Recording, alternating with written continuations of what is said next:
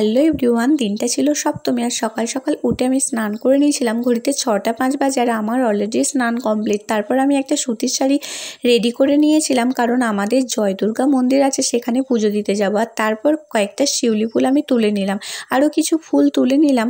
আর তারপর আমি ঘরে এসে রেডি হয়ে নিয়েছি। দেখো শাড়িটা পরেও ফেলেছি, আর কিরণের দিকে এখনও ঘুমাচ্ছে।